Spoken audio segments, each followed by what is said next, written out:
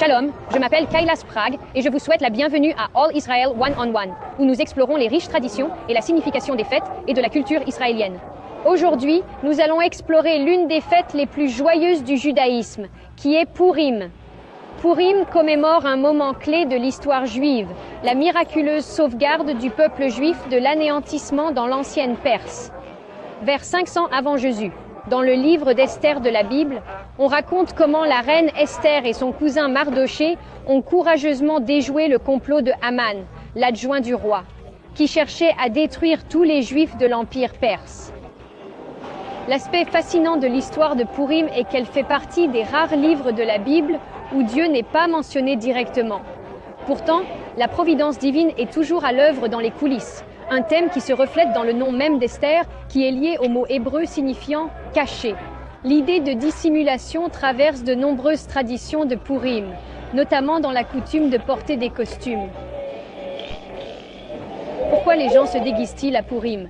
Cette tradition a plusieurs significations magnifiques. En premier lieu, cela illustre comment la main de Dieu était cachée dans le récit de Purim, œuvrant à travers des événements qui semblent aléatoires et le courage des hommes en arrière-plan. En second lieu, cela évoque comment Esther a d'abord dissimulé qui elle était jusqu'à ce que le moment décisif arrive, où sa révélation sauverait son peuple. Et troisièmement, cela incarne la nature chaotique de cette fête, où tout est renversé, la peine devient joie et les menaces de mort se transforment en célébration. Ici en Israël, Purim est particulièrement vivant. Promenez-vous dans les rues de Jérusalem ou à Tel Aviv pendant cette fête et vous verrez une ambiance semblable à celle d'un carnaval. Les enfants et les adultes se déguisent en reine Esther, Mardoché et d'autres personnages de super-héros dans des costumes variés et créatifs. La nation entière se métamorphose en une fête colorée de survie et de bonheur. Cette fête est observée à travers 4 mitzvot principales, ou commandements. Tout d'abord, la lecture de la Megillah, qui est le livre d'Esther récité dans les synagogues et même dans les restaurants. Particulièrement, chaque fois que le nom du méchant Haman est prononcé, les gens tapent des pieds et utilisent des bruitages appelés grogger pour faire du bruit, oubliant symboliquement son nom. En second lieu, la mitzvah de Mishloach Manot, l'envoi d'un panier de nourriture ou de boissons à ses proches, qui renforce les liens au sein de la communauté. En troisième lieu, Matanot Levionim, qui consiste à donner aux nécessiteux, permettant à tous de prendre part aux célébrations. Quatrièmement, Purim Seuda, le repas de fête où l'on déguste des plats traditionnels comme les Hamantaschen, ces pâtisseries en forme de triangle qui représentent le chapeau ou les oreilles de Haman. Il existe également une coutume unique de boire du vin jusqu'à ne plus pouvoir distinguer entre maudit soit Haman et béni soit Mardoché. Bien que l'observance moderne mette souvent l'accent sur l'esprit de joie plutôt que sur l'excès. Ici, en Israël, Purim est célébré à des dates différentes selon les endroits. La plupart des villes le célèbrent le 14 Adar, le mois hébraïque où tombe Purim. Cependant, à Jérusalem et dans d'autres villes fortifiées à l'époque de Josué, on célèbre Shushan Purim, le 15e d'Adar.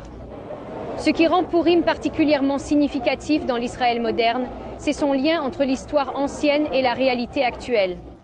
Le thème de la survie du peuple juif face à ceux qui veulent le détruire trouve un écho puissant dans une nation ayant affronté des menaces existentielles à travers son histoire moderne, y compris l'an passé. Le plan d'Aman en Perse antique résonne avec les menaces contemporaines d'Israël, ajoutant des couches de signification à cette célébration au-delà de ses racines historiques. D'un point de vue sécuritaire, Purim présente des défis uniques. Les grands rassemblements publics, les parades appelées Adlo Yada'as et la tradition de porter des costumes nécessitent une attention particulière des forces de sécurité. La police israélienne déploie généralement des milliers d'agents autour des synagogues, lors des célébrations publiques et dans des zones sensibles comme la vieille ville de Jérusalem. Récemment, les responsables de la sécurité ont suggéré que les synagogues aient au moins un garde armé pendant les célébrations de Purim. Pourtant, malgré ces considérations de sécurité, l'esprit de Purim prévaut, témoignant de la résilience qui a caractérisé la vie juive pendant des millénaires. La fête nous rappelle que même en temps de dissimulation et d'incertitude, la délivrance peut surgir de lieux inattendus. En voyant cette belle tradition de costumes et de repas festifs, ainsi que la générosité de la communauté, cela nous rappelle le message intemporel de Purim. La joie et le courage peuvent vaincre la haine, et ce qui semble être une coïncidence pourrait en fait être une providence. Merci de participer à cette rencontre avec All Israel.